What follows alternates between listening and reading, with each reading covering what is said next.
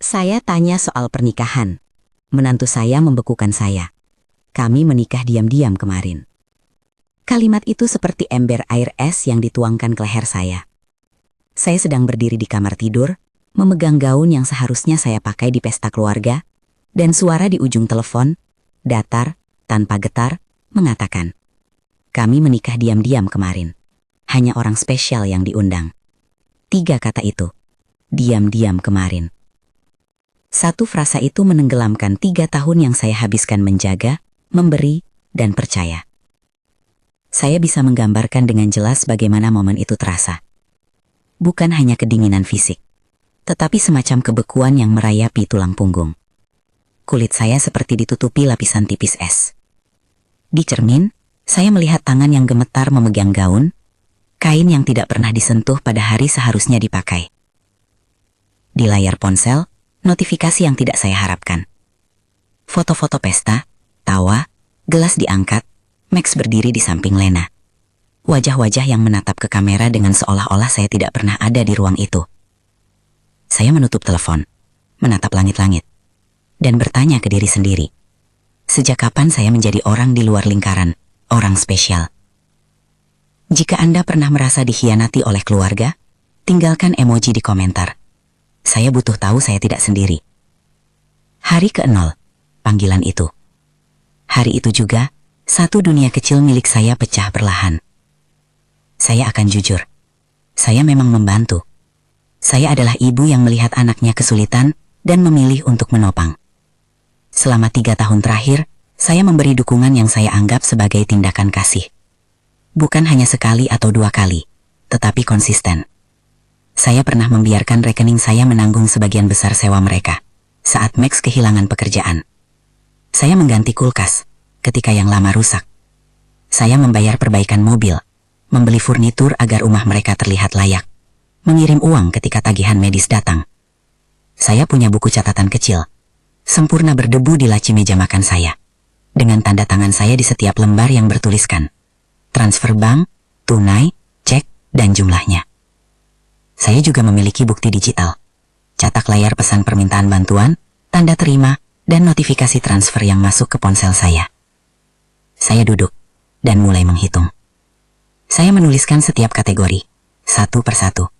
Seperti jurnalis yang sedang menyusun fakta untuk laporan, bukan seorang ibu yang bersimpuh di ambang kehilangan. Itemisasi itu terlihat seperti ini. Sewa, $12.000. Selama 3 tahun, saya menanggung sebagian besar biaya sewa agar mereka tetap punya tempat tinggal. Makanan dan kebutuhan sehari-hari, $6.000. Belanja bulanan, saat saya datang membantu mengisi kulkas dan membeli bahan makanan.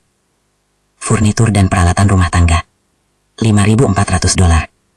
Sofa, meja makan, lemari, kulkas pengganti. Hadiah dan bantuan kecil lainnya, $1.500. Ulang tahun, perayaan kecil, hadiah Natal.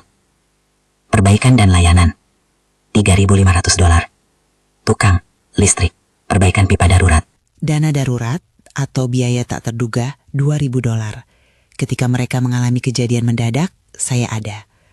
Utilitas, telepon, dan tagihan lain, $3.000. Agar mereka tidak kehilangan listrik atau telepon. Jumlah totalnya mencapai kira-kira $33.400. Angka itu bukan untuk membanggakan. Angka itu adalah fakta. Itu adalah jejak digital dan kertas dari kasih yang saya berikan. Setiap tanda terima adalah bukti bahwa saya memilih memberi. Saya menatap angka itu lama, lebih dari sekedar melihat sisa saldo di rekening. Saya melihat ketidakseimbangan antara upaya memberi dan pengakuan atas hubungan. Ada hari-hari ketika saya merasa seperti mesin ATM yang berjalan. Ada saat lain ketika rasa takut menyelinap.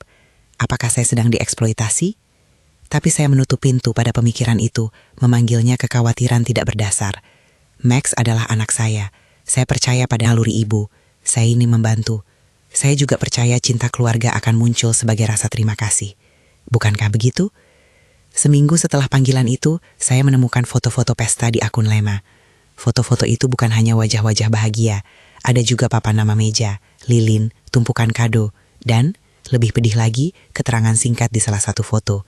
Hanya keluarga dekat kali ini. Di foto lain, Max memegang tangan Lena Bibirnya melengkung, seolah-olah berkata, "Akhirnya." Saya merasa tertinggal di luar bingkai itu, seperti bayangan. Kenangan-kenangan kecil yang dulu saya anggap manis berubah menjadi duri.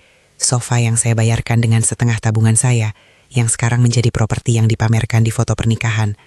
Meja makan yang saya pilih dengan cermat untuk malam-malam keluarga, kini dipajang sebagai simbol rumah baru kami. Gaun yang saya simpan di lemari, menunggu undangan yang tak pernah datang, tersisa sebagai saksi kebodohan saya. Rasa malu itu datang tiba-tiba. Saya merasa dipermalukan, tetapi saya cepat mengubah rasa malu menjadi penghukuman yang lebih tajam, marah. Marah bukan karena saya harus bayar, marah karena pengorbanan saya tidak diakui. Marah karena saya disisihkan saat mereka memilih siapa yang pantas mendapat tempat di pesta mereka. Saya ingat kalimat yang Lena ucapkan seperti mantra dingin. Kami menikah diam-diam kemarin, hanya orang spesial. Siapa yang mereka anggap spesial? Bukankah saya mempertaruhkan bagian hidup saya untuk kesejahteraan mereka? Bukankah kasih sayang harus berbalas minimal dengan rasa hormat? 2 minggu kemudian, setelah berhari-hari kehilangan tidur, saya mengambil langkah yang membuat perut saya bergetar. Saya membatalkan transfer otomatis yang selama ini masuk ke rekening mereka. Saya menulis surat kecil untuk bank, bukan sebagai nasihat untuk siapapun, melainkan sebagai catatan tindakan saya sendiri, meminta penghentian transfer. Saya juga mengaktifkan notifikasi atas setiap aktivitas rekening saya, menaruh PIN baru pada ponsel, dan mengganti beberapa kata sandi. Itu bukan tindakan agresi, itu langkah melindungi diri. Kebijakan yang saya ambil bukan karena saya ingin menyakiti, melainkan karena saya ingin mengeluarkan diri dari pola yang tidak sehat. Setiap kali saya mengirim uang, saya merasa sedikit lebih hilang. Setiap notifikasi transfer yang sukses menambah unsur yang sulit dijelaskan. Perasaan saya terkikis perlahan. Sadar atau tidak, tindakan saya menimbulkan reaksi. Max menelpon minggu berikutnya. Suara di ujung telepon terdengar tegang. "Ibu, kenapa you stop transfer?" Dia menanyakan itu dengan nada yang hampir menuntut. Saya menjawab dengan tenang, menyampaikan bahwa saya butuh waktu untuk bernapas, untuk mengurus urusan saya sendiri. Ada jeda panjang di seberang telepon, dan ia mengatakan sesuatu yang dingin. "Kalau begitu, kita akan atur sendiri." Nada itu seperti peringatan. Mereka datang ke rumah beberapa hari kemudian. Saat bel pintu berbunyi, saya sudah mencium ada sesuatu yang tak biasa. 2 mobil terparkir di luar rumah saya. Mereka belum pernah datang bersama seperti itu. Lena turun memakai mantel gelap, tidak menatap mata saya. Di belakangnya, Max berdiri dengan ekspresi yang sulit saya baca. Di samping mereka ada seorang pria berpakaian rapi. Rambutnya sedikit menua di pelipis. Namanya saya belum tahu saat itu. Mereka membawa map, dan ketika pintu dibuka, saya melihat surat kuasa di tangan pria itu, seperti alat yang hendak menyingkirkan saya dari cerita hidup saya. "Renadi," Lena memulai, suaranya rata. "Kita pikir ini cara terbaik agar semua berjalan lancar." Saya merasa mual. Di kepala saya, semua cerita yang saya dengar tentang penyalahgunaan finansial lansia, tentang keluarga yang mengambil alih, berkerumun seperti bayangan ngeri. Saya tahu sekali bagaimana situasi ini digambarkan di pemberitaan, tetapi soal itu tidak menolong saya untuk panik. Saya menarik napas panjang, menahan dorongan untuk memukul meja. Suara saya jaga tetap mantap. "Apa isi map itu?" saya bertanya. Max membuang pandangan. Pria rapi itu maju sedikit. "Surat kuasa," katanya. "Dokumen agar keluarga bisa mengurus urusan administrasi Anda. Rekening, tagihan, perawatan, tanpa kerepotan tiap saat." "Kerepotan?" tanyaku, menahan dirinya agar suaraku tak berubah tajam. "Saya sendiri bisa mengurus." Pria itu tersenyum kecil, bukan senyuman yang menenangkan, melainkan senyuman profesional yang berpengalaman. "Kadang-kadang ketika usia bertambah, efisiensi lebih berguna daripada pengaturan berkala," katanya. Kata-kata itu seperti penghalus untuk satu ide besar. Mereka ingin kendali. Lena menjelaskan lebih lanjut. Kalimatnya memilih kata-kata seperti seseorang yang membaca skrip yang dilatih berkali-kali. Mereka bilang mereka khawatir pada kondisi saya, bahwa saya mungkin bingung atau terlena, sehingga membuat keputusan yang kurang bijak. Ada embusan kasihan yang terselubung sebagai argumen. Saya mendatap muka mereka, mencari tanda kasih yang dulu saya kenal, dan hanya menemukan kedinginan profesional. Di dalam dada, marah saya mengeras menjadi tekad. Saya menolak menandatangani. Bukan karena saya ingin menantang mereka, bukan juga karena saya ingin memelihara ketegangan. Saya menolak karena saya masih mampu berpikir jernih, masih bisa menghitung, dan saya memiliki bukti-bukti yang menunjukkan partisipasi saya dalam memberi selama ini. Saya menolak karena saya tidak akan menukar martabat saya untuk kata-kata kemudahan mereka. Mereka kemudian beralih ke taktik lain, sugesti tentang kapasitas mental saya. "Mungkin ibu perlu pemeriksaan," Lena berkata dengan nada prihatin, seolah-olah ia menawarkan obat untuk penyakit yang mengintai. Itu adalah saat ketika semua yang saya takutkan menjadi tampak mengambang di depan mata. Kemungkinan seseorang menggambarkan saya sebagai tidak kompeten, sehingga hak-hak saya bisa dirampas dengan cara yang kelihatan sah. Saya menahan bahu saya agar tidak gemetar. Jika itu yang Anda pikirkan, silahkan ajukan secara resmi. Saya jawab, suara saya tenang tetapi jelas. Saya tidak akan menandatangani apapun hari ini. Mereka pergi. Namun kepergian itu tidak menutup pintu ketegangan, justru menaruh bom waktu di dalam rumah saya. Di dalam hati, saya tahu satu hal. Percakapan itu bukanlah permintaan kecil. Itu adalah langkah awal untuk merubah dinamika keluarga menjadi soal kekuasaan dan kontrol. Mereka bersikap seolah-olah niatnya baik, tetapi intinya terasa seperti usaha perebutan kendali. Seminggu setelah konfrontasi di pintu, saya mulai mengumpulkan bukti, bukan untuk menyerang, melainkan untuk melindungi diri. Saya menyalin semua catatan transfer, mengambil foto tanda terima, mengumpulkan email, pesan teks, dan bukti lainnya yang menunjukkan aliran uang itu. Saya juga membuat daftar saksi. Cynthia, teman salon yang sering membantu saya membersihkan pikiran, Eleanor, tetangga yang tahu detail kecil tentang apa yang terjadi di rumah sebelah, bahkan Diana, saudara saya di Chicago yang sempat memberi saran ketika saya kebingungan. Mengumpulkan bukti bukanlah hal mudah secara emosional. Setiap tanda terima adalah pengingat luka. Tiap transfer adalah catatan cinta yang tidak dibalas dengan rasa hormat. Namun saya tahu, dengan naluri yang tenang, bahwa jika ada jalan untuk menjaga kendali hidup saya, langkah ini harus dilakukan. Saya menulis nama, tanggal, jumlah, rekaman yang rapi seperti seorang akuntan yang menuliskan neraca emosionalnya sendiri. Dalam proses itu, ada satu momen yang mencekam sekaligus aneh. Saya melihat notifikasi media sosial yang menandai foto pernikahan lagi, komentar-komentar manis, ucapan selamat. Orang-orang yang saya anggap dekat turut memberikan ucapan hangat. Saya bertanya pada diri sendiri, siapa yang mereka maksud ketika menuliskan, "Selamat kalian berdua." Mereka tidak tahu tentu saja apa yang terjadi di balik layar. Mereka hanya melihat gambar yang dipoles, kebahagiaan yang dipilih untuk ditampilkan. Saya menyadari betapa rapuhnya pengakuan sosial, betapa sebuah foto bisa mengubah persepsi orang lain terhadap sebuah hubungan. Di sela-sela hari-hari itu, ada juga kebajikan kecil datang dari arah yang tak terduga. Cynthia yang selalu memotong rambut saya dan bercanda tentang gaya saya yang kuno, menepuk tangan saya waktu pertama kali saya menyebut kebuntuan ini. "Kamu kuat, Renadi," katanya. "Jangan biarkan mereka menyamakan kebaikan dengan kelemahan." Kata-katanya sederhana tapi menancap. Eleanor, tetangga, katanya sering memperhatikan siapa saja yang datang berulang-ulang ke rumah saya. "Kalau mereka berkunjung terlalu sering, saya akan ingat," katanya. Itulah jenis dukungan yang membuat tubuh saya sedikit lebih ringan. Tidak banyak, tapi cukup untuk menambah keberanian. Suatu sore saya pergi ke kantor bank. Tidak untuk mencari nasihat hukum, itu bukan peran mereka, melainkan untuk memastikan rekening saya aman. Mr. Klein, manajer bank yang sudah saya kenal selama bertahun-tahun, memberi saya perhatian yang profesional. Kami memeriksa beberapa transaksi besar yang saya lakukan dan menanyakan apakah saya ingin langkah pengamanan tambahan. Saya menjelaskan situasinya dalam batas-batas apa yang dapat saya ceritakan, dan dia membantu dengan prosedur keamanan rekening standar. Setelah itu, saya memilih mengganti kunci rumah, tindakan kecil yang secara simbolis memberi saya kembali rasa aman. Saya memasang juga kamera kecil di teras depan, tidak untuk memata-matai anak-anak saya, melainkan untuk mencatat siapa yang datang dan pada jam berapa. Saya tidak ingin terkejut lagi ketika bel pintu berbunyi. Beberapa malam saya duduk di meja makan, lampu temaram, catatan bukti di depan saya, dan menulis surat panjang pada diri sendiri. Saya menulis tentang perasaan saya, tentang setiap momen kebaikan dan rasa sakit, dan tentang keputusan kecil yang membawa saya kembali ke pusat kendali. Menulis itu menyembuhkan. Dengan menuliskan kembali kejadian-kejadian itu, saya merekonstruksi narasi saya. Bukan narasi yang dibuat orang lain, tetapi narasi yang sahih dari seorang perempuan yang memilih memberi, lalu menuntut harkatnya diakui. Namun ketegangan itu terus meningkat. 3 hari setelah saya mengganti kunci dan memasang kamera, pintu rumah berbunyi lagi. Kali ini ada lebih banyak wajah di depan saya. Max, Lena, pria rapi itu, dan seorang wanita berkerudung, rapi berpakaian, mungkin teman atau penasihat. Saya membuka sedikit saja pintu, merasakan udara dingin yang sama seperti panggilan telepon pertama kali. "Renadi," kata Max. Nadanya berbeda. Seolah kali ini ia mencoba bernada lembut.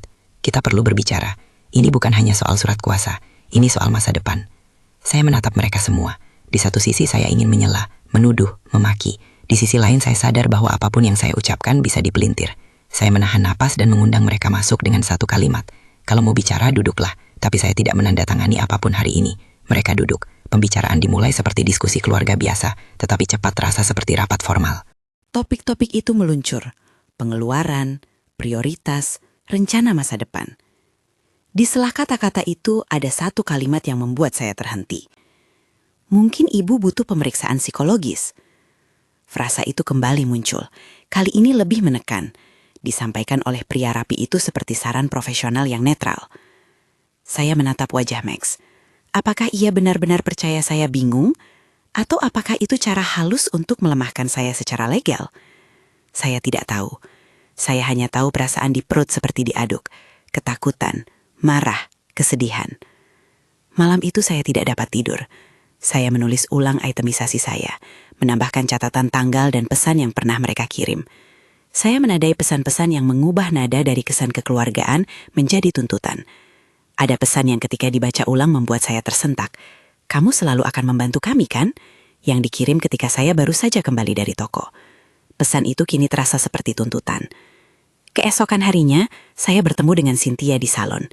Ia memegang tangan saya, matanya serius. Kalau kamu butuh saksi, bilang saja, katanya. Aku akan datang kemana saja. Saya menatapnya, dan untuk pertama kali sejak panggilan itu, saya merasakan ada orang yang tahu tanpa harus banyak kata. Dukungan kecil itu menambah ketegasan saya. Saya mulai merencanakan langkah-langkah yang lebih terstruktur. Menata bukti, menyusun kronologi kejadian, dan memeriksa siapa yang bisa memberikan pernyataan jika diperlukan. Namun saya juga tahu satu hal. Semakin saya menata bukti dan menguatkan jaringan, semakin nyata risiko bahwa konflik ini akan meningkat. Ada batas yang tak terlihat antara pembelaan diri dan perang keluarga. Saya tidak ingin masuk ke dalam arena pertarungan. Saya ingin kembali hidup sederhana. Makan malam bersama, obrolan ringan dengan anak saya, tawa yang tidak didasari kepentingan. Nah, tetapi ketika seseorang di dalam rumah yang sama mencoba untuk mengambil alih kendali, itu bukan lagi soal keinginan saya, itu soal identitas saya. Siapa yang akan memegang kunci terhadap keputusan hidup saya? Siapa yang akan menentukan apakah saya masih kompeten untuk hidup mandiri? Dan yang paling menyakitkan, apakah kasih yang saya berikan selama bertahun-tahun hanya diukur dari seberapa sering saya membuka dompet? Pada hari terakhir sebelum apa yang saya tahu akan menjadi titik tolak, saya menaruh semua bukti dalam sebuah map tebal. Di depan map, saya menempatkan foto lama. Foto keluarga ketika Max masih kecil, saat kami tertawa di halaman rumah yang sama. Foto itu bukan hanya kenangan. Itu alat pengingat bahwa hubungan kami lebih dari transaksi. Malam itu ketika lampu padam dan rumah sunyi, saya mendengar suara bel pintu sekali lagi. Jantung saya berdetak cepat, bukan karena ketakutan semata, tetapi karena saya tahu apa yang akan terjadi selanjutnya tidak lagi bisa diabaikan.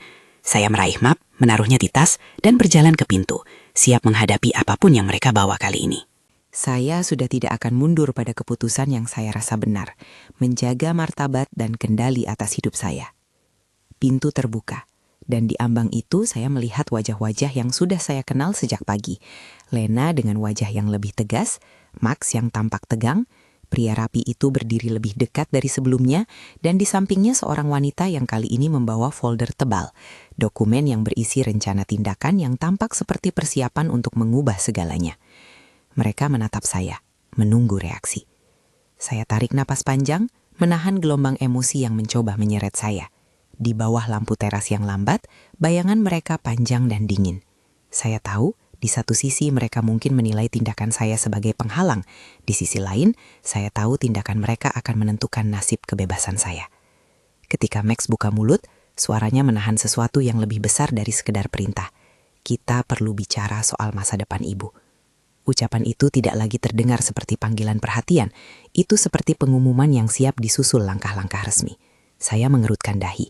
Ada sesuatu yang berputar di kepala saya tentang apa yang akan datang. Apakah pertempuran ini akan dibawa ke ranah formal? Apakah saya akan berada di posisi di mana identitas dan hak saya dipertaruhkan? Pintu rumah tertutup perlahan di belakang mereka. Saya berdiri di ruang tamu, map di tangan. Kamera terpasang di teras merekam setiap detik. Udara terasa berat. Suara jam dinding terasa lebih nyaring dari biasanya. Saya menatap keluar jendela. melihat bayangan mereka pergi. Dan untuk pertama kali sejak lama, saya merasakan bahwa hubungan keluarga saya berubah menjadi sesuatu yang asing. Di ambang malam itu, saya tahu satu hal dengan pasti. Ini bukan lagi tentang undangan yang tidak saya terima. Ini bukan sekedar rasa sakit karena dikecualikan dari satu perayaan. Ini tentang siapa yang akan memegang kendali atas hidup saya dan seberapa tegas saya mampu mempertahankan hak untuk menentukan jalan hidup saya sendiri. Saya memegang map bukti itu erat-erat dan dengan suara serak yang tetap berusaha tenang, saya berjanji pada diri sendiri bahwa saya tidak akan melepaskan martabat itu tanpa adu fakta yang jelas. Pintu tertutup rapat. Di ruang tamu yang sunyi saya duduk, menatap map dan mendengar detik jam yang menandai datangnya hari-hari yang lebih berat. Saya menyusun napas, menata rencana dan menunggu langkah selanjutnya. Langkah yang saya tahu akan menuntut keberanian yang lebih besar dari sekedar menolak menandatangani surat.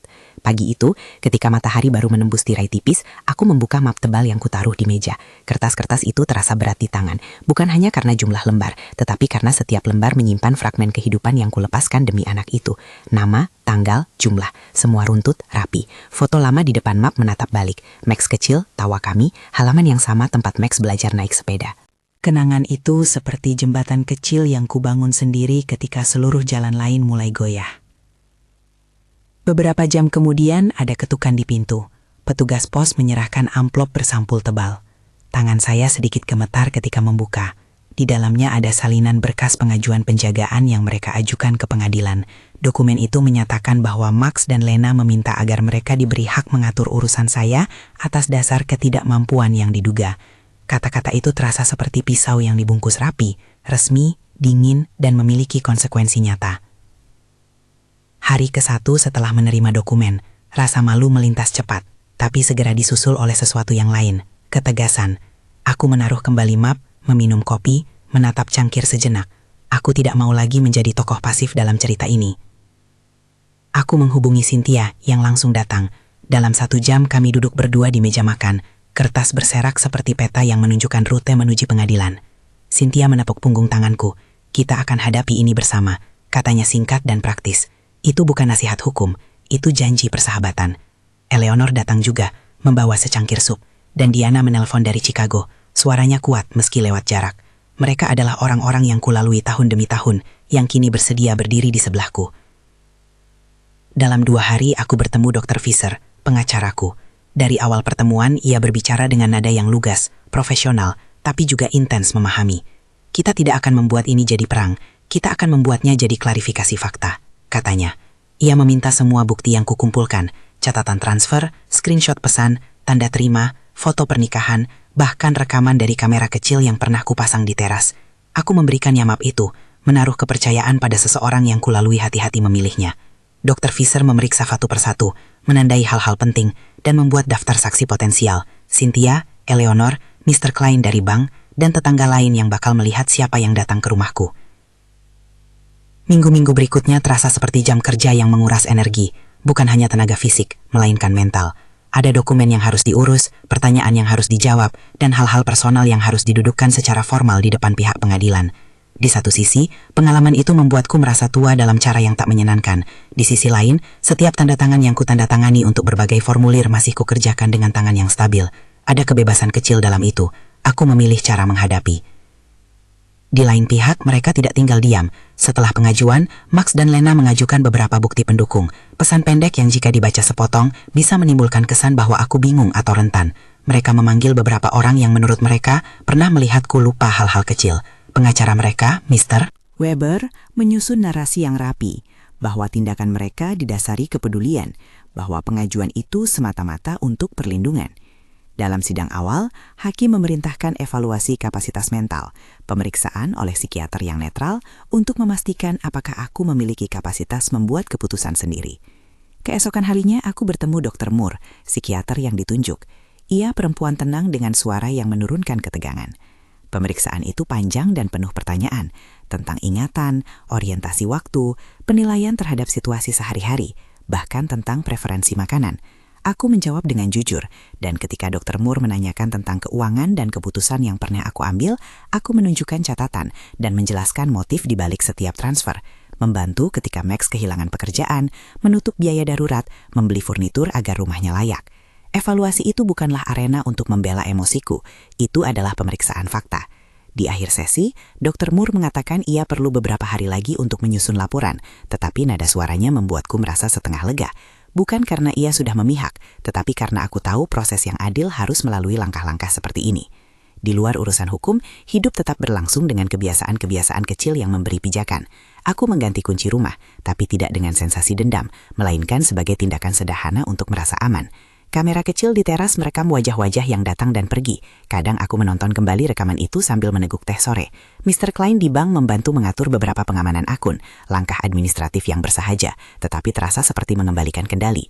Dalam perjalanan ke bank, aku melihat tukang roti yang biasa menyapaku, dan aku menyapa mereka juga. Ada kenyataan, dunia kecilku masih penuh hal-hal lembut. Hari-hari menuju sidang makin dekat. Dr. Fisher mengatakan bahwa jadwal sidang telah ditetapkan. Kami harus mempersiapkan saksi. Cynthia setuju untuk datang ke pengadilan dan bersaksi tentang pola kunjunganku ke rumah Max dan bagaimana ia melihat dinamika hubungan itu berkembang.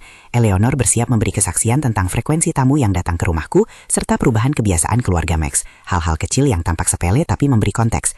Mr. Klein bersedia menghadiri sidang untuk menjelaskan secara profesional tentang berbagai transfer yang pernah kulakukan. Apakah itu tampak alami untuk seorang individu dewasa yang menyokong keluarga atau sesuatu yang harus diwaspadai? Ada juga momen yang sulit. Beberapa tetangga, termasuk Mr. Davis dan Mr. Green, muncul ke pihak lawan. Mereka memberi kesaksian yang menyinggung tentang kebingungan yang pernah mereka lihat. Beberapa cerita itu memang ada. Momen-momen kecil seperti lupa menaruh kunci atau salah menyebut tanggal. Hal-hal yang manusia lakukan ketika usia bertambah. Aku merasa tersudut mendengar itu, tetapi Dr. Fisher mengingatkanku bahwa apa yang terjadi dalam kehidupan manusia bukanlah satu bukti definitif. Konteks penting. Aku juga belajar menerima bahwa tidak semua orang akan berpihak padaku. Dalam proses ini, aku harus bertarung bukan melawan semua orang, tetapi melawan narasi yang ingin menghapus kebebasanku. Sidang pembukaan berlangsung pada pagi yang cerah, kontras aneh dengan suasana hatiku. Ruang sidang besar itu dipenuhi suara langka dan bisik-bisik. Di sana ada Max dan Lena duduk bersebelahan dengan Mr. Weber. Aku duduk dengan Dr. Fisher, Cynthia di bangku saksi yang setia, Eleanor menatapku dari balik ruangan, dan Mr. Klein menulis catatan. Hakim Miller mengetuk palu kecil sebagai tanda sidang dimulai, dan ruangan itu menjadi sunyi. Mr. Weber membuka argumen mereka dengan nada diplomatis, menekankan kekhawatiran keluarga terhadap keselamatanku. Mereka menampilkan beberapa pesan dan rekaman pendek yang diambil untuk menunjukkan tanda-tanda ketidakkonsistenan. Aku mendengarkan. Pada satu titik, jantungku berdebar cepat. Setiap potongan bukti terasa seperti potongan kebenaran yang bisa menimbulkan kesan besar. Namun aku tidak kalah tenang. Ada sesuatu yang lebih kuat dari rasa khawatir, yaitu persiapan dan fakta. Dr. Fisher berdiri kemudian, dengan suara jelas, merinci kronologi bantuan yang kuberikan. Angka-angka, tanggal, alasan, semua didukung oleh tanda terima dan cetak layar. Ia menyampaikan bahwa bantuan itu berulang kali dilakukan atas dasar persetujuan dan saling pengertian, bukan manipulasi. Satu demi satu saksi dipanggil. Cynthia berdiri, menggambarkan percakapan-percakapan ringan di salon. Bagaimana aku sering membahas perasaan dan rencana, bukan kebingungan yang membuatku tak berdaya. Eleanor memberi kesaksian tentang frekuensi kunjungan yang tidak biasa, dan bagaimana ia melihat bahwa Max dan Lena kadang datang dengan intensitas yang berbeda setelah beberapa kejadian tertentu. Mr. Klein tampil dengan profesionalisme. Ia menerangkan bahwa transfer yang kulakukan dilakukan dari rekening yang kuberi kuasa sendiri, bahwa tidak ada tanda-tanda pengalihan atau duplikasi tanda tangan yang mencurigakan. Sekali lagi, keterangan teknis yang mendukung klaim bahwa aku membuat keputusan sendiri. Giliran pihak pembela menghadirkan saksi-saksi mereka. Mr. Davis dan Mr. Green memberi pernyataan yang tidak sepenuhnya menyinggung ketidakmampuan, tetapi cukup untuk menimbulkan keraguan di beberapa pihak. Momen lupa di lorong supermarket, salah menyebut tanggal ulang tahun. Itulah masalah besar dalam kasus seputar kapasitas. Manusia memang lupa. Dalam suasana itu, Dr. Fisher menekankan bahwa lupa tidak otomatis berarti tidak kompeten. Bukti harus dilihat menyeluruh. Salah satu adegan paling menegangkan adalah ketika Dr. Moore, psikiater yang menilai kompetensiku, dipanggil ke hadapan hakim. Ia berbicara dengan nada hati-hati, profesional. Ia menjelaskan prosedur evaluasi, tes-tes yang dilakukan, dan kesimpulannya. Tidak ada bukti kejadian yang menunjukkan inkapabilitas total. Aku mampu memahami konsekuensi tindakan finansial dan mengambil keputusan rasional mengenai urusanku. Kesaksian itu terasa seperti angin segar di ruang yang sempat penuh debu. Ada bisik-bisik, lalu keheningan. Ketika Dr. Moore menyatakan bahwa ia merekomendasikan aku tetap memiliki hak membuat keputusan sendiri, ada desah lega kecil dari kelompok kami. Namun sidang belum berhenti di situ. Pihak pembela berusaha menunjukkan bahwa meskipun kapasitas kognitifku memadai, pola dukungan finansial yang berlangsung bertahun-tahun bisa menjadi indikasi adanya ketergantungan yang berbahaya. Di situ Dr. Fisher menekankan perbedaan antara dukungan yang diberikan secara sukarela dan eksploitasi yang disengaja. Ia menyodorkan bukti, pesan yang menunjukkan permintaan, terima kasih, atau penjelasan situasional. Nada argumennya bukan menjatuhkan, melainkan menampilkan konteks. Aku memberi karena aku ingin, bukan karena terpaksa, dan aku sadar akan apa yang kulakukan. Momen ketika hakim membaca putusan mingguan sementara untuk menunda pengambilan keputusan hingga semua bukti terverifikasi adalah menit-menit yang penuh ketegangan. Kami semua pulang dengan enggan, mengetahui bahwa pertempuran belum selesai. Malam itu aku berjalan menyusuri jalan pulang, udara sejuk menempel di wajah. Aku membiarkan tanganku masuk ke saku mantel, merasakan kertas map yang menekan di bawahnya. Orang-orang mungkin berusaha menilai kesehatan mental seseorang dari momen, tetapi ada sesuatu tentang kemandirian yang tidak kelihatan. Kebiasaan, kemampuan merencanakan, menulis surat, berjanji, dan menepatinya. Itu adalah kualitas yang tabu untuk dinilai hanya lewat potong gambar. Selama beberapa minggu berikutnya, proses dokumentasi dan investigasi berjalan. Pihak lawan mencoba memperkenalkan narasi baru, kronologi insiden yang jika dilihat tanpa konteks, memang menimbulkan keprihatinan. Mereka juga meminta penilaian psikiatri tambahan dari tim mereka. Aku menghadapi semua itu bukan dengan amukan, tetapi dengan ketenangan dan tekad untuk membuktikan siapa aku sebenarnya. Ada satu hari ketika Max muncul di depan rumahku dengan membawa buket bunga, wajahnya datar. "Ibu, aku hanya ingin bicara," katanya. Kalimat itu membuat sesuatu di dadaku mengeras. Pembicaraan itu singkat, ia meminta maaf dengan kata-kata setengah. Aku mendengarkan, lalu berkata apa yang kurasa. Permintaan maaf bukan hanya kata, aku butuh tindakan yang nyata, bukan manipulasi legal. Max menunduk, ada jeda, lalu ia pergi. Itu bukan rekonsiliasi, itu lebih seperti pengakuan kecil atas ada yang tidak beres. Perjalanan ke pengadilan puncak terasa seperti memasuki arena. Hari sidang besar adalah hari ketika saksi utama kedua belah pihak dipanggil, ketika bukti-bukti dikriminalisasi atau dipulihkan dalam mata hukum. Ruang sidang terasa seperti tempat ritual yang lambat. Argumen dibacakan, saksi ditanyakan, catatan keuangan dianalisis. Ada saat-saat ketika suaraku terdengar pecah ketika menceritakan alasan dibalik transfer tertentu. Itu adalah momen ketika hati bertemu hukum. Aku menjelaskan bahwa ketika Max kehilangan pekerjaan, ia panik dan aku menolong tanpa memaksa apapun. Aku menceritakan pagiku ketika Max masih kecil, bukan untuk memanipulasi simpati, tetapi untuk menekankan pola hubungan yang selama ini kami bagi. Bukan hubungan ekonomi semata, melainkan keluarga. Saksi-saksi dari pihakku tampil kuat. Cynthia menggambarkan bagaimana pembicaraan kami menunjukkan bahwa aku mampu membuat perencanaan, membayar tagihan, membahas renovasi kecil, mengingat jadwal janji. Eleanor memberi keterangan detail tentang siapa saja yang sering datang ke rumah, dan tentang bagaimana kedatangan itu berubah menjadi tekanan ketika mereka mulai mencoba mengambil alih urusan rumah. Mr. Klein menulis catatan yang kemudian dibaca di ruang sidang, bahwa ia tidak melihat tanda-tanda pemalsuan, bahwa transaksi-transaksi itu berasal dari rekening yang kukendalikan sendiri, dan bahwa sebagai manajer, ia pernah menangani banyak kasus transfer orang dewasa ke keluarga. Kasusku tampak berbeda karena adanya komunikasi yang jelas mengenai tujuan transfer tersebut. Dua saksi dari pihak lawan, Mr. Davis dan Mr. Green, dihadapkan dengan bukti yang menyatakan bahwa sebagian besar ingatan mereka bersifat anekdot. Ketika dipertanyakan lebih jauh, detailnya melenceng. Tidak semua kehati-hatian melawan narasi pembela. Beberapa saksi pihak lawan menimbulkan pertanyaan tentang motif dan perspektif mereka. Sidang itu bukan drama sederhana. Ia memamerkan kompleksitas hubungan manusia, batas-batas memori, dan bagaimana realitas bisa berbeda antara satu sudut pandang dengan sudut pandang lain. Akhirnya, selepas berminggu-minggu presentasi bukti dan argumen, hari penentuan tiba. Di ruang sidang, hati terasa menenangkan sekaligus menegangkan. Hakim Miller membaca ringkasan temuan. Ia menilai bukti-bukti, rekam transaksi, pesan, kesaksian psikiater, dan kesaksian saksi-saksi. Ketika ia menyatakan bahwa permintaan penjagaan tidak diterima dan bahwa aku tetap memiliki hak membuat keputusan sendiri, terasa seperti satu beban besar dicabut dari pundakku. Ruang sidang mengembang oleh desah, beberapa orang menangis, beberapa menyeka air mata. Aku memandang wajah Dr. Fisher. Ia tersenyum singkat, profesional, namun ada rasa lega yang tak tersembunyi. Kemenangan itu bukanlah momen kemenanganku atas anakku. Ia lebih merupakan kemenangan faktual atas upaya yang mencoba merampas kebebasan dan identitasku. Setelah sidang, ada perasaan yang campur, bahagia, terluka, lega dan kosong sekaligus. Max tidak menatapku saat aku keluar dari ruang sidang. Lena juga tak mau bertanya. Aku berdiri di koridor pengadilan sejenak, menatap langit melalui jendela besar, dan mengizinkan nafas panjang mengalir.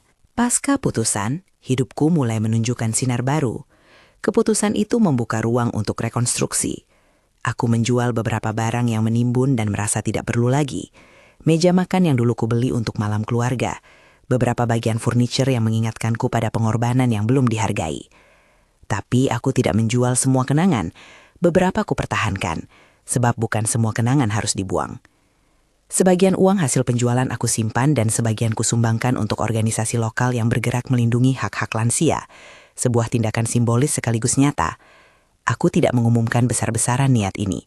Aku melakukan secara sederhana seperti hal yang biasa kulakukan sejak lama. Memberi. Tetapi kali ini memberi kembali kepada mereka yang membantu melindungi manusia lain dari pengalaman serupa. Sebuah hal yang kubuat berbeda adalah caraku memaknai memberi. Pemberian itu bukanlah salah. Yang salah adalah ketika memberi menjadi satu-satunya bahasa dalam suatu hubungan. Aku mulai menulis lagi, bukan hanya catatan, tetapi surat-surat panjang yang kutujukan pada diriku sendiri. Masa lalu, luka, belahan harapan. Menulis membantu. Ia adalah cara untuk memproses tanpa berteriak. Aku juga kembali ke hobi lama, melukis. Di pagi yang tenang aku menyalakan radio, menyusun cat di palet, dan membiarkan tangan menari. Warna biru yang kupilih sering muncul, biru laut yang menenangkan, biru langit pagi yang penuh janji. Perlahan rutinitas baru terbentuk. Aku melakukan perjalanan singkat ke kota lain bersama Cynthia. Perjalanan yang sederhana, bukan untuk pelarian, tapi untuk merayakan kebebasan kecil. Makan malam di restoran tanpa rasa cemas, tertawa sampai perut sakit, dan membeli sekuntum bunga liar di pasar. Di rumah, aku menggantung beberapa lukisan baru di dinding, bukan karena ingin pamer, tetapi karena ruangan itu kini terasa lebih seperti rumahku sendiri kembali. Hubungan dengan Max tetap rumit, ia tidak menghubungiku sering, dan ketika berjumpa, percakapan kerap berputar pada hal-hal praktis. Aku tidak menolak pertemuan-pertemuan itu, tetapi aku menetapkan batas yang jelas dalam hatiku. Batas bukanlah hukuman, batas adalah tindakan menjaga. Aku memberi ruang, tetapi aku juga memastikan bahwa memberi itu bukan identitas tunggalku. Max beberapa kali mencoba bertanya tentang masa depan, pekerjaan atau rencana liburan. Pertanyaan-pertanyaan yang menunjukkan ada keinginan untuk normalisasi. Aku menyambutnya dengan hati-hati. Ada ruang untuk kembali, tetapi itu harus tulus. Beberapa tetangga yang dulu diam kini sering menyapaku dengan cara berbeda, lebih ramah, lebih menghargai. Cynthia sering datang membawa beberapa cerita ringan dari salon. Eleanor dan aku minum teh setiap akhir minggu, membicarakan hal-hal kecil, dari resep kue sampai film lama. Persahabatan itu merawat luka yang tidak terlihat. Aku juga mulai hadir di beberapa pertemuan komunitas yang membahas isu-isu lansia. Rupa-rupa diskusi tentang hak, kebijakan, dan bagaimana mereduksi penyalahgunaan finansial. Di sana, aku bertemu orang-orang yang punya pengalaman serupa dan mendengar kisah-kisah yang membuatku merasa terhubung kembali pada komunitas. Satu langkah yang kulakukan dengan penuh kesadaran adalah mendonasikan sebagian dari dana yang sejak lama kuberikan secara berkala untuk mendukung lembaga lokal yang membantu lansia. Bukan untuk menutupi perasaan sakitku, tetapi untuk mengubah pengalaman pribadiku menjadi sesuatu yang bermakna. Aku berharap sumbangan kecil itu bisa membantu memperkuat perlindungan bagi orang lain. Tindakan itu menandai titik balik, dari korban menjadi agen perubahan dalam kapasitas kecil. Ada juga keputusan praktis. Aku membuka rekening baru dengan peraturan yang lebih aman, menata ulang pengaturan transfer otomatis yang sebelumnya pernah kuberikan begitu saja. Semua itu kulakukan bukan semata-mata sebagai langkah defensif, tetapi sebagai penataan hidup yang matang.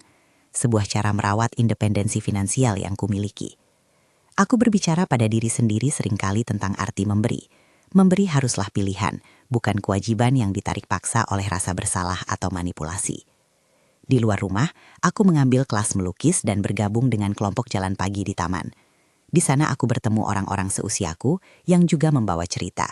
Kami bertukar resep, membicarakan anak-anak yang merantau, dan bertukar cerita tentang buku yang kami baca. Kehidupan sederhana semacam itu memberi ruang untuk tawa yang tak bertanya motif. Suatu sore, ketika daun-daun mulai berubah warna, aku menulis surat kepada Max. Bukan surat menuntut, tetapi surat yang mengakui luka sekaligus membuka kemungkinan. Aku menulis tentang gambar masa kecilnya, tentang saat-saat aku menjemputnya pulang sekolah, tentang malam-malam ketika kami berbicara panjang. Aku menulis juga tentang batas, bahwa aku akan ada untuknya ketika ia butuh, tetapi bahwa memberi tidak lagi harus mengorbankan martabat. Surat itu kututup dengan permintaan sederhana. Mari kita duduk bersama, tanpa pengacara, tanpa saksi, hanya bicara. Aku mengirimkannya melalui pos, cara yang kurasa lebih pribadi daripada pesan singkat. Beberapa minggu setelahnya, Max datang. Kami duduk di meja dapur, meja yang dulu kubeli dan masih ada di rumah. Percakapan kami pendek pada awalnya, seperti dua orang yang belajar menggunakan bahasa berbeda. Ia meminta maaf lagi, bukan sangat fasih, tetapi sungguh. Ia mengakui kekeliruan dalam beberapa tindakannya. Ia menjelaskan ketakutannya akan masa depan, tentang bagaimana tekanan hidup kadang membuat seseorang mengambil jalan pintas yang salah. Aku mendengarkan. Pengakuan itu bukan penyembuhan total, tetapi itu adalah awal. Kami sepakat untuk mulai membangun ulang komunikasi dengan cara yang baru. Transparansi, saling menghormati, dan yang paling penting, tidak mengaitkan kasih sayang dengan kewajiban finansial. Waktu berlalu dan kebun kecil di halaman belakang mulai menumbuhkan bunga lagi.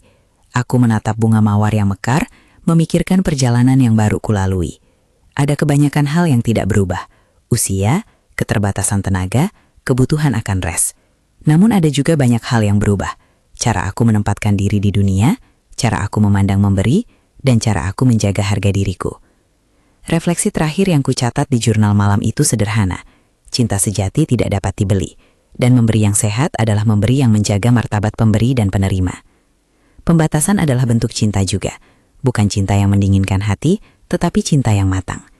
Aku menyadari betapa rapuhnya garis antara kebaikan dan eksploitasi jika kita tidak menegakkan batas yang jelas. Jika Anda membaca kisah ini dan merasakan gema di dalam diri, jika Anda pernah merasa dikhianati, disisihkan, atau dieksploitasi oleh orang-orang terdekat, ketahuilah, Anda tidak sendirian. Cerita saya mungkin berbeda dalam detail, tetapi tema dasarnya sering berulang. Saya tidak memberi nasihat hukum di sini. Saya hanya berbagi pengalaman, bagaimana pengumpulan bukti, dukungan dari teman dan komunitas, serta penilaian profesional membantu menempatkan narasi yang benar di tempatnya. Selain itu, ada kekuatan dalam bertindak, mengganti kunci, memasang kamera, menata bukti. Itu semua adalah tindakan kecil yang membantu melindungi keseharian dan martabat. Sekarang, aku menutup cerita ini dengan beberapa hal yang ingin kubagikan sebagai pengingat, bukan formula. Pertama, mendokumentasikan apa yang terjadi memberi suara pada pengalamanmu. Kedua, dukungan teman dan tetangga bukan sekedar pelengkap. Seringkali mereka yang akan menyaksikan dan memberi kesaksian atas perubahan yang terjadi. Ketiga, menang di pengadilan bukan akhir dari segalanya. Itu adalah alat yang membantu merebut kembali kendali, tetapi proses penyembuhan membutuhkan waktu dan komitmen personal. Aku ingin mengakhiri dengan sebuah pertanyaan kecil untuk Anda yang menonton. Jika berada di posisi saya, apa hal pertama yang akan Anda lakukan? Tinggalkan jawaban di komentar, 1 kalimat atau 2 saja. Cerita-cerita Anda penting. Kita belajar dari pengalaman satu sama lain. Dan jika Anda atau seseorang yang Anda kenal sedang mengalami masalah serupa, pertimbangkan untuk mencari organisasi lokal yang bekerja pada perlindungan lansia atau layanan sosial di kawasan Anda. Mereka bisa menjadi titik awal yang menghubungkan Anda dengan dukungan yang diperlukan. Bagikan cerita ini jika Anda merasa ada orang yang perlu mendengarnya. Kadang-kadang suara kita yang dibagikan dapat memberi keberanian pada orang lain untuk bertindak. Terima kasih telah mendengarkan kisahku. Semoga Anda menemukan kekuatan dalam batas-batas yang Anda tetapkan, dan semoga kasih yang Anda berikan selalu diperlakukan dengan hormat.